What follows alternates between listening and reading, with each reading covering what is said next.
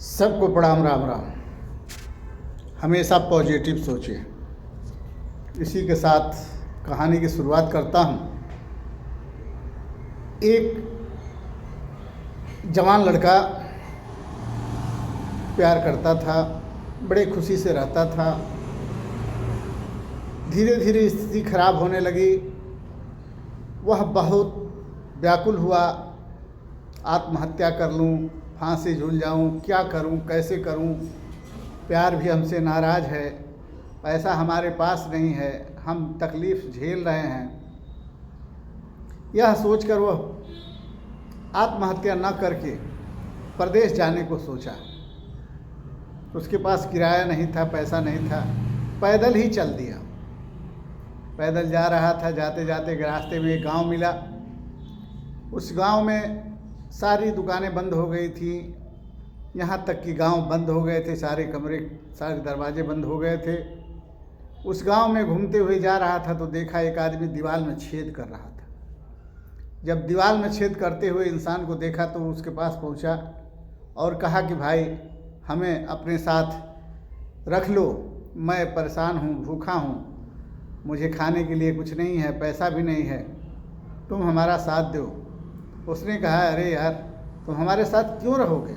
मैं तो खुदे चोर हूँ, दूसरे घर में चोरी करने के लिए छेद लगा रहा हूँ। फिर वो आदमी माना नहीं, उसके पैर पकड़ लिया, उससे निवेदन किया। तो उसने कहा, ठीक है, अगर तुम हमारे साथ ही रहना चाहते हो तो चलो, हमारे घर चलो।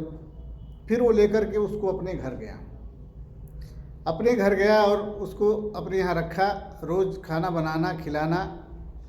और रात को जब चोरी करने जाता था तो वह उस इंसान से कहता था कि देखो भाई, जब भी सोना प्रभु का नाम लेके सोना और प्रभु से कहना है, प्रभु जो कुछ भी करिएगा करिएगा, अच्छा करिएगा, किसी का बुरा मत करिएगा। और यही कह करके तुम सो जाना और उठना तो यही बात कह के जग जाना। इस बात को सुनते सुनते उसको 15 दिन बीत गए। वह चोर एक दिन भी उसे जाने के लिए नहीं कहा। फिर उस आदमी ने सोचा कि यह बताइए, चोरी करता है और अपने लिए चोरी करता है, हमारा भी पेट पालता है और हमेशा भगवान पर विश्वास रखा है और बार बार पॉजिटिव भी बात कर रहा है। कहने का तात्पर्य यह है कि उसको पहला गुरु वो चोर मिला, जिससे उसको ये पता चला कि दुनिया में हमेशा पॉजिटिव सोचो, तभी जीवित रहने का अधिकार है। पॉजिटिव सोचोगे तो आज नहीं तो कल तुम्हारा सपना पूरा ज़रूर होगा। फिर उसने कहा, भैया हम अब जाना चाहते हैं, बहुत दिन हो गया। तो उसने कहा, आपकी मर्ज़ी, हम तो नहीं कहेंगे, हम तो आपके रहने से बहुत खुश हैं। लेकिन उस आदमी ने ठान लिया था कि हमें प्रदेश जाना है। फिर वहाँ से आदेश लिया और आगे निकला तो देखा एक कुत्ता दौड़ते हुए जा रहा था। रास्ते में इसको प्यास लगी, ये भी कुत्ता के पीछे पीछे भागा। कुत्ता के पीछे पीछे जा रहा था। इसने सोचा कि कुत्ता कहाँ जा रहा है, तो कुत्ता के पीछे पीछे भागते भागते इसको लगा कुत्ता नदी के किनारे जाकर रुक गया। ये भी नदी के किनारे पहुँचा। प्यास तो इससे भी लगी थी, अपना प्यास बुझाया और प्यास बुझाने के बाद सोचने लगा, आखिर कुत्ता नदी के पास जा रहा है और जा कर के फिर वापस क्यों आ जा रहा है। फिर उसको दिमाग में आया कि हो न हो ये अपनी परछाई देखकर नदी से वापस हो रहा है कि दूसरा कुत्ता उसमें है, हमें काट लेगा। लेकिन देख रहा है कि कुत्ता जा रहा है नदी के पास और पीछे आ रहा है। लेकिन एक बार, तीसरी बार उसने ऐसा छलांग लगाया कि नदी को पार कर गया। इससे उसको दूसरा गुरु मिला और ये संदेश दिया कि जीवन में चाहे कितना भी संकट आए, जीवन में चाहे जितनी भी विपत्ति आए, हार मानकर जान देने की ज़रूरत नहीं है। अपने जान की रक्षा करते हुए हिम्मत कर संकट को पार कर जाओ। इसी में विद्वता है, इसी में यही ज्ञान है। कुत्ते से दूसरी ज्ञान मिली।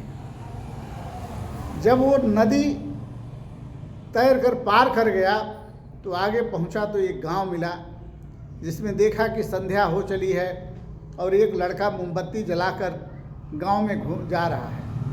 वह आदमी उसके पीछे हुआ और लगा कि हम इससे कुछ मजाक करें, हरबुलाई करें या कुछ ठिठोली करें।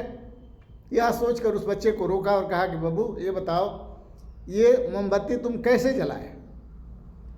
लड़के ने बोला, कैसे जलाए? अरे माचिस से जलाए।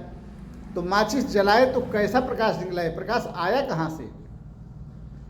लड़के ने तुरंत मोमबत्ती को बुता दिया और कहा कि बताओ ये लाइट, ये उजाला गया कहाँ? पकड़ के दिखाओ, ढूंढ के लाओ। तब इसने सोचा, कहा करी हमें तो तीसरा गुरु मिला और वो भी एक बच्चा। इस बच्चे के संदेश से ये उसको पता चला कि आप अपने को इतना चतुर मत समझिए कि दुनिया में सबसे चतुर हम ही हैं। हमसे भी चतुर लोग समाज में, देश में पड़े हुए हैं। यह सोचकर वह आदमी परदेश में जाकर वापस आया और वापस आकर इस तीनों मंत्रों को धारण कर अपने कार्यकलापों के माध्यम से तरक्की किया। फिर उसी लड़की ने उस लड़के से शादी की और उसका जीवन खुशहाल बीतने लगा। हमारे कहने का तात्पर्य है समाज से, हमारे कहने का तात्पर्य है समाज के लोगों से, ये हे समाज के लोग, हे हमारी माताएं बहनें, हे हमारी बहनें और भाइयों, हमारी बेटियों, आजकल प्यार के चक्कर में, तकलीफ़ के चक्कर में, दुख के चक्कर में या किसी न किसी घटना के चक्कर में आए दिन अधिकांश आत्महत्याएं हो रही हैं। कोई जहर खा रहा है, कोई फांसी लगा रहा है, कोई कुएं में कूद जा रहा है, कोई बाप का गला काट दे रहा है, कोई माँ का गला काट दे रहा है, कोई अपने बेटा बेटी को ही काट दे रहा है। तो हम ऐसे लोगों से निवेदन करना चाहूँगा कि दुख से, तकलीफ़ से परेशान मत होइए, पॉजिटिव सोचिए और भगवान का प्रार्थना करते हुए, भगवान पर विश्वास करके, भगवान के ऊपर विश्वास करके अपने कर्म को करते रहिए और हमेशा अच्छा करिए, अच्छा ही होगा। अच्छा सोचिए, अच्छा ही होगा। हिम्मत कीजिए, अच्छा ही होगा। और सत्यमेव जयते के रास्ते पर चलते हुए जीवन को व्यतीत कीजिए।